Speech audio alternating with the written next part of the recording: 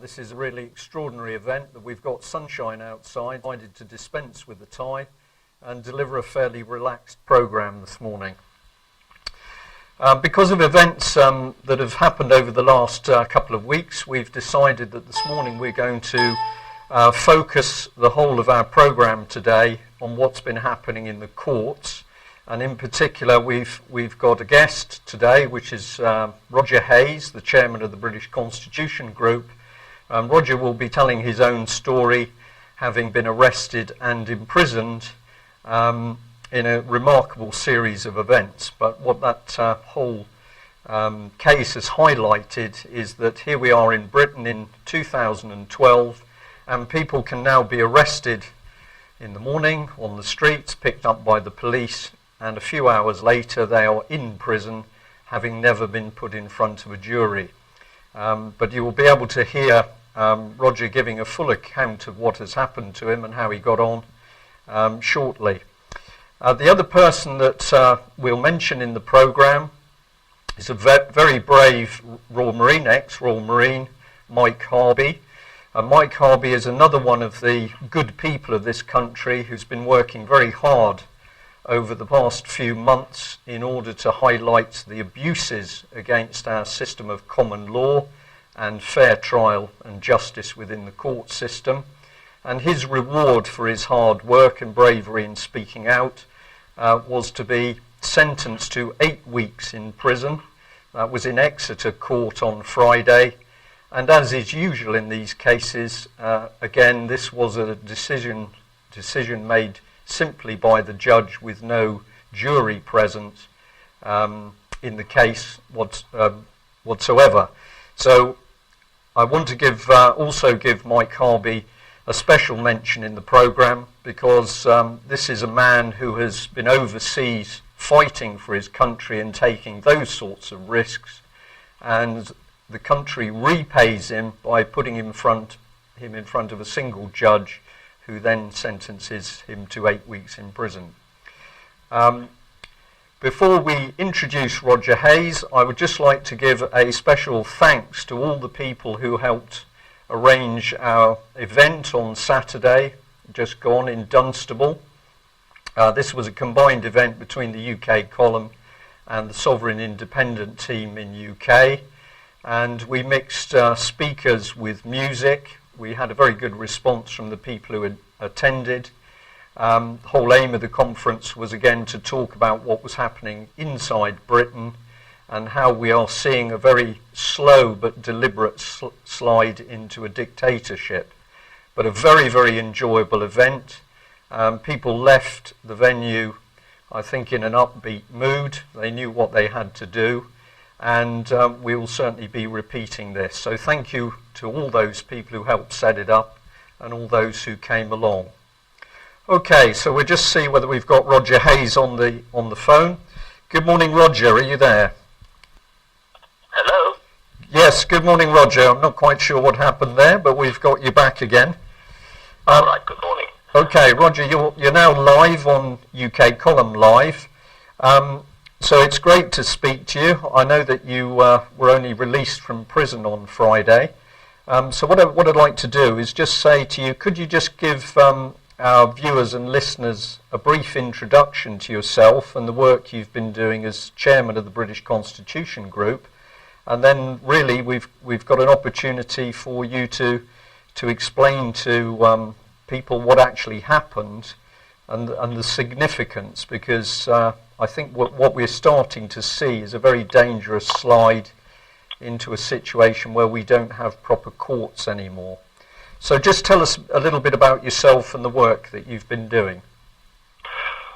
Well, okay. 60-second overview of 40 years of observing what's been going on. Okay. Right. Well, I suppose the basic principle is that most of us, or not most of us, at least the group that we work with, have observed the fact that our nation, the sovereignty of our nation, has been transferred to foreign power, and this is just part of a wider and bigger agenda to create a one-world governance.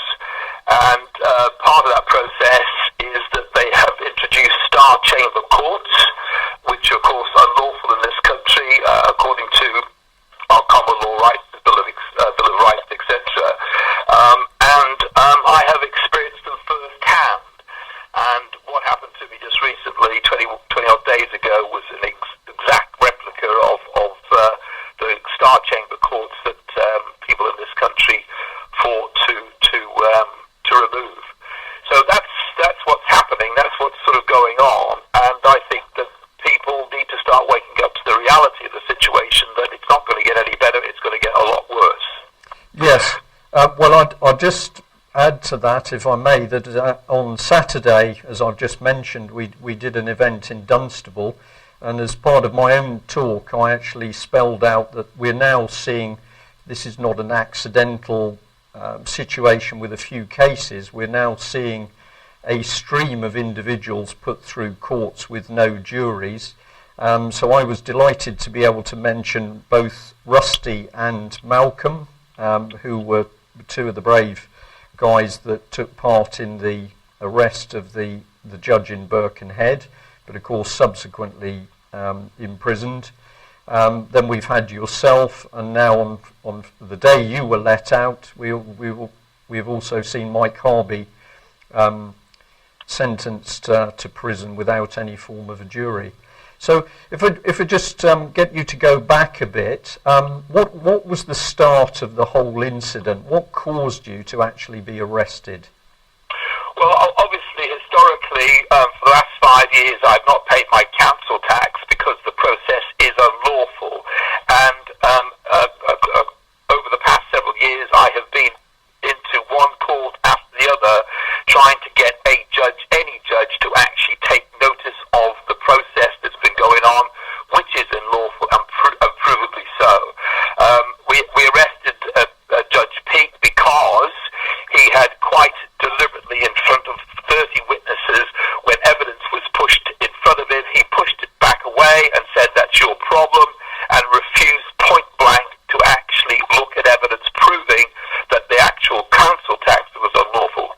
So wind the clock forward 5 years, and we now have a situation where the council tax have gone through the council have gone through the process of trying to bankrupt me. They've been trying to do everything possible, but I've been not responding and fighting back.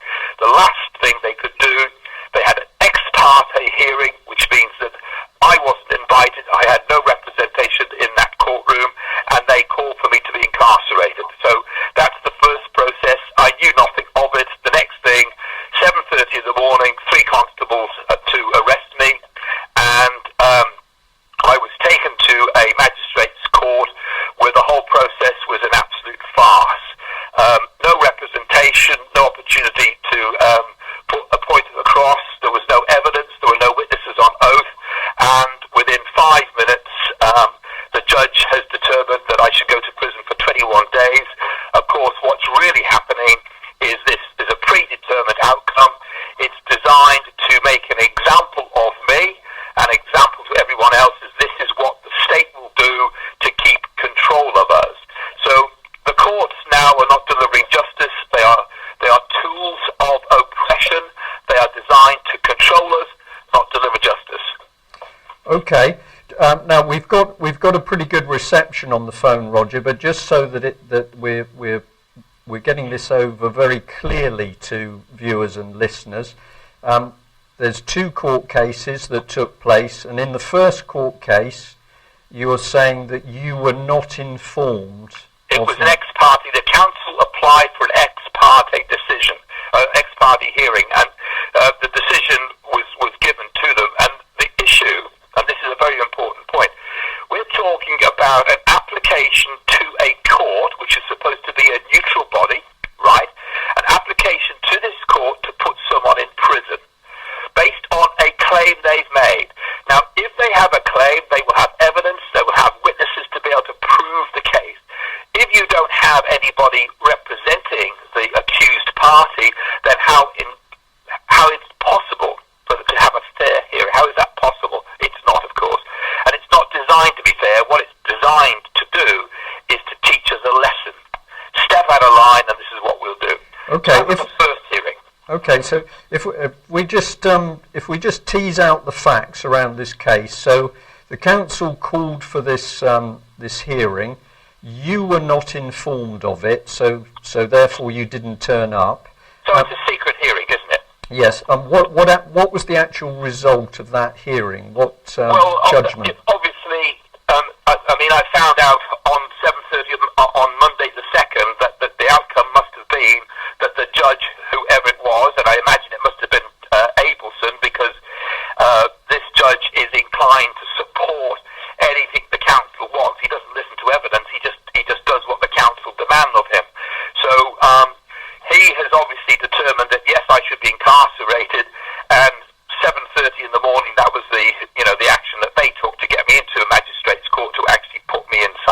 Right, so at the first hearing, if we just concentrate on the first hearing, am I correct in saying that that judge issued a bench warrant for your arrest? Apparently, then of course it's questionable as to whether there was a valid bench warrant. We think it was just,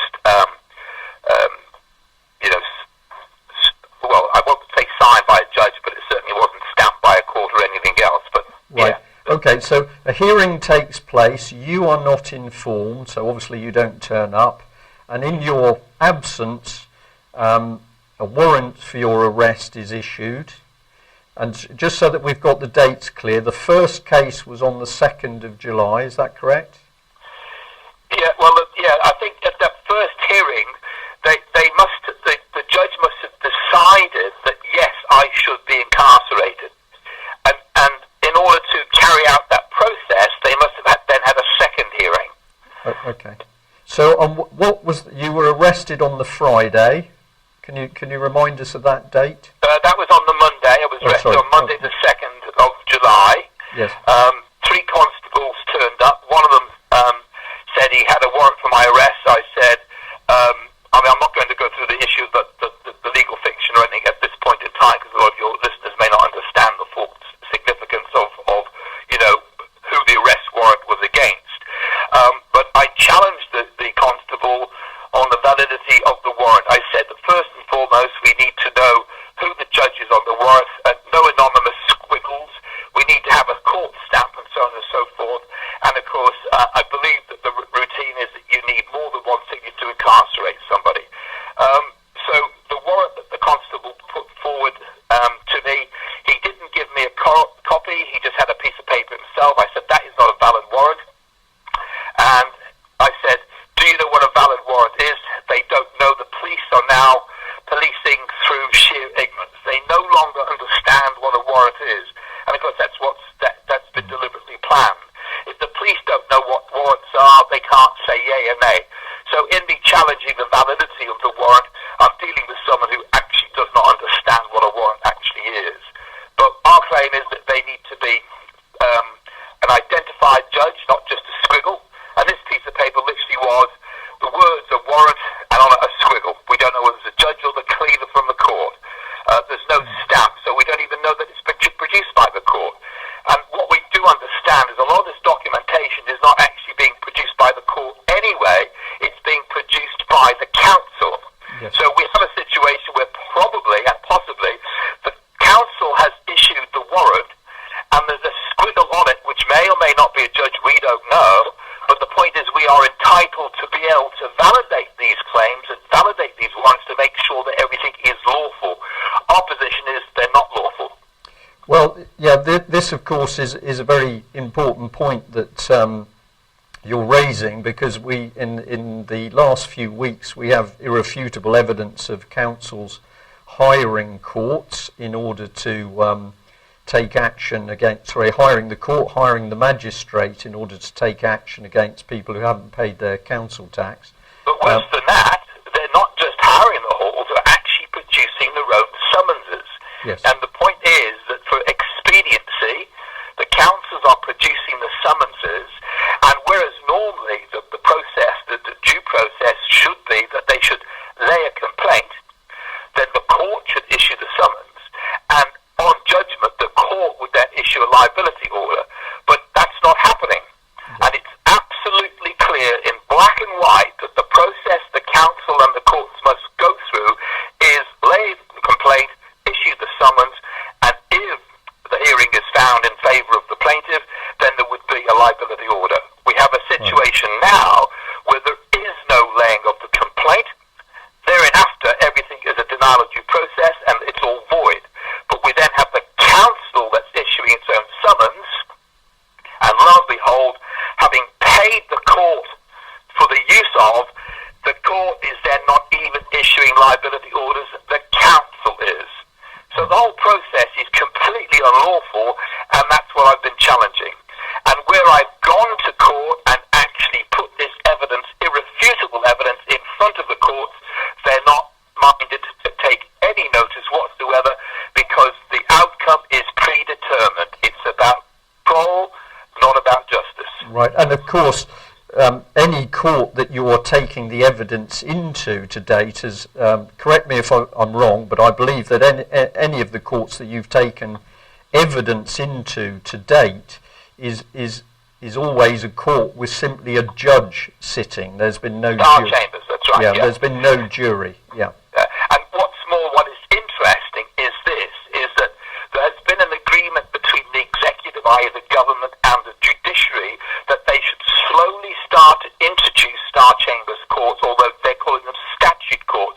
Nevertheless, if there is a single judge on the bench, those courts are not courts. They are Star Chambers, and they are unlawful. They're against our Constitution. They're against the Bill of Rights that we have fought to make sure that we do not get these Star Chamber courts. Now, the only occasion where any of these so-called Star Chamber courts could have any authority is if we as individuals consented to arbitration by an individual between two parties. So if the council asked whether I would be prepared to have a judge arbitrate in a particular matter, then I could consent to doing that. And of course what they're doing is they're presuming our consent, and that is where we're getting judgment by presumption and not judgment by law. So we've reached a point where we no longer have the rule of law, we now have the rule of force, and rule of force is being imposed upon us against our will without our consent. It's entirely unlawful, and we have to stop these people doing this, because as I said before, it's going to get a lot worse before it gets along a lot better. And they're now committed to this path. They're now committed to the oppression they decided that they're going to force upon us. Right. And if we take this full circle for viewers and listeners this morning, of course, the British Constitution Group and other groups, because there have been many good people who've been warning for, 50 years, more than 50 years, but certainly if we say over the last 20 years, we've had very dedicated groups who've been holding up their hand and saying we need to wake up because we are seeing very, very devious political attacks on our Constitution, which is ultimately going to strip away freedoms and rights. And having picked up on that as the chairman of the British Constitution Group, where people have been looking at documentary evidence, of course, what you've now experienced personally is the fact that what people have believed from documentary evidence is now being proved absolutely 100% factually correct in practice, in that we are now seeing common law completely flouted and these secret courts imposed upon us. Yeah, we're getting judges who are actually saying in the courts, we won't have any of that common law in these courts, and also, importantly, they are quite categorically ignoring habeas corpus. So whereas the law of the land is that no man should be imprisoned without judgment of his peers, their attitude is, well, we're not taking any notice of that because it's inconvenient. So we've got a line in the sand, and the line in the sand is simply that they are not prepared to take on board our Constitution, Magna Carta, Bill of Rights, habeas corpus, all of those which defend and protect our freedoms and liberties in this country.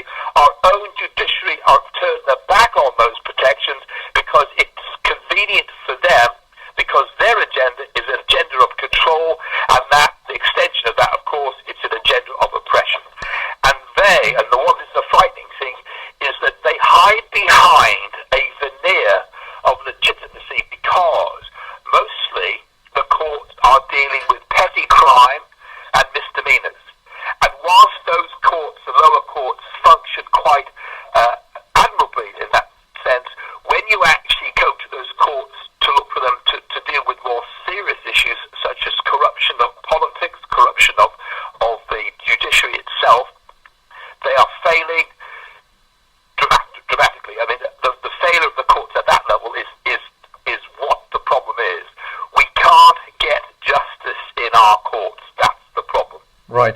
I'm keeping an eye on the time, Roger. We've got 9 minutes left, and as I said, I'd like just a few minutes at the end of the programme to to mention Mike Harvey. Picking up on how this process is going through the courts, the fact that we are just seeing court officials simply denying the power and right of common law. John Hurst, who has been working over the last few days, well, while you've been in prison, has been working to try and get you out, told us a few days ago that he had been absolutely staggered that the senior clerk of Wirral Magistrates Court, I believe that's a Mr. Bettinson, had said in front of witnesses that there was no place for common law in the Magistrates Court. Oh, the gentleman you're referring to is Norman Draper, and we have heard him say, he said it right in front of me, I was standing there, statute laws are superior to common law, and that's a complete 180-degree switch on the reality, because of course statutes of Act of Westminster back in 1200 was actually introduced to codify common law. So statute law is most definitely inferior to common law, but these people are now trying to push through the propaganda that statute law can oppress common law, and of course out the window go all of our rights. But the point about Norman Draper is that he is a block. If you go to put a summons in, I tried to put a summons in against a corrupt judge, and he has blocked it, and he just simply says, no, I'm not going to take this on board, and I'm going to put this through the court.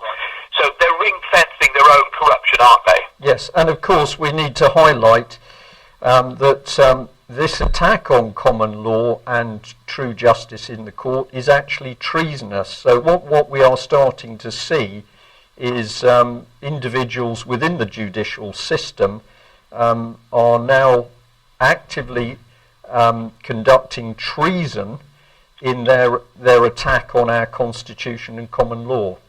Yeah, what we've got, the thing is, which is quite frightening, we've just had this recent Queen's Jubilee, and everybody's celebrating, X number of years of the monarch on the throne. But what people don't seem to appreciate fully is the Queen has been deposed. She is no longer the sovereign that she was when she was crowned in 1953. Her predicament has changed, and she has not responded in the way that she should have done to actually protect our constitution and the rule of law. Now, whether she's under duress or not, I don't know. I wouldn't like to speculate. But what I certainly do know is that the political elites in this country have actually hijacked the royal assent, and they're taking upon themselves to lord it over our own sovereign state. So yes. This is the position that we're in now. Okay. Now just give us just a couple of minutes, literally a minute or a minute and a half. Just tell us, how did you find the process of being arrested and then subsequently being in prison? Were people sympathetic, or were they hostile to you? Well, starting from the very beginning, the police themselves, the police were admirable in their attitude. They didn't handcuff me. They were polite. They were courteous. They're just doing a job, and that's the scary bit. This is where we need to educate the police. They shouldn't just be responding to the courts. When I got to the court, the people in the court know me, and they call me Roger. They're polite, they're courteous. They just go through the routine, what they have to do. So they put handcuffs on me and blah, blah, blah, the usual process. But what we're looking at is everybody who's engaged in the process won't actually do anything about it. They're a bit like sheep. They'll just, follow the agenda which they think is right, because they've not been educated to the reality or to the truth of the matter. Also, when you go through to the prison system, everyone is just doing a job. I refuse to consent in the prison. I refuse to give my name. I refuse to sign anything, and so on and so forth. We went on a hunger strike, and one of the officers came to see me, or a senior officer came to see me. He said, "Look, it's not us that's got you in prison. We're just, doing a job." And I said, "Well, if you're implying it's not your fault, I disagree, because you have an obligation. You have a duty of care to me to ensure that what you are doing is lawful. And I'm telling you categorically, you are breaking the law. You do not have me here on a lawful warrant. It is unlawful, and you need to actually check this out." And of course, the thing is that they may hear what you say, but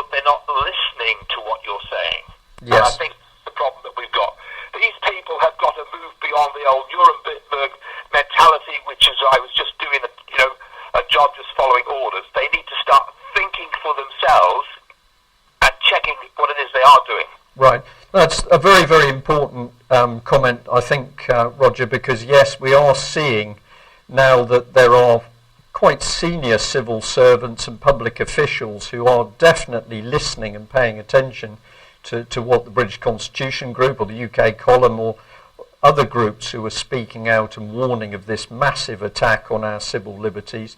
But the time's really come for people to act. Now, something I want, excuse me, I'd like to just ask you is that surprisingly, that whilst you were in prison, there were a number of individuals and even some groups who were attacking you and what you've been doing. What would you say to people who would attempt to criticise you? What they're saying is effectively, well, anybody who doesn't pay their council tax deserves to be locked up. What would you say to that? Well, I think the point is that this is the mentality of a lot of people, is that we have to pay our taxes, we have to pay our council tax, etc. Well, that of course is the brainwash mentality, because their assumption is that that tax is lawful. And my point has always been, I am more than happy to make a fair and lawful contribution to the running of society. But what makes them think that this money is being used to run the society lawfully? And the point is, of course, it isn't. This is corruption in the system, and our money is not being used for our services. And it's the corruption that we've uncovered that we're trying to expose. And when people say to me, we have to pay our taxes, I say, fine, as long as it's lawful. And that's always been my claim. And my point has been this, that I'm prepared to go into court and prove my case. The problem, of course, is the courts won't allow me to do so. They shout me down. They won't listen to what we've got to say. They won't study the evidence. And the reason they won't do that, of course, is because they know we're right and they know we're wrong. And ultimately, to shut me up, they thought they'd put me in prison, and that should intimidate me sufficiently to keep me quiet. Guess what? It ain't going to work. Okay, so just a final couple of sentences to end on, Roger. You've had this experience. What is your plan now? What are you going to do? Well, it's brought strength to my elbow. I'm more determined than ever. I want to say something. The support, the letters, the cards I've had in prison, and the general sort of good wishes from around the community also in the prison, I want to thank people for that, because obviously it has inspired me to go on and fight further. I think we're on the cusp now where this thing is swinging in our favour. It isn't going to go away. They have to submit to the authority of the people, and if they're not going to do so, then some of these people are going to end up in prison themselves for a long, long time. So my sort of comment to people out there is we need to stand up, move forward, strengthen our resolve, and one day we will have this thing boxed off. Okay. Roger, thank you very much for talking to us. Of course, we intend to do an in-depth look at what's happened to you, so you'll have opportunity to speak again. But I'm going to thank you for joining us this morning. Good luck, and we'll speak to you soon. Yeah, my pleasure. Thank you, Brian. Okay, bye-bye. Fight for your rights. Join the revolution. Take back our power. Join the British Constitution. The British Constitution. Join the revolution. Lawful rebellion, our right. The British Constitution. We stand for a future we control. Our heritage lies in free men's souls. We fight to conquer Britain's foes. The British Constitution. We fight to conquer Britain's foes. The British Constitution. We fight to conquer Britain's foes. The British Constitution. The British Constitution. The British Constitution.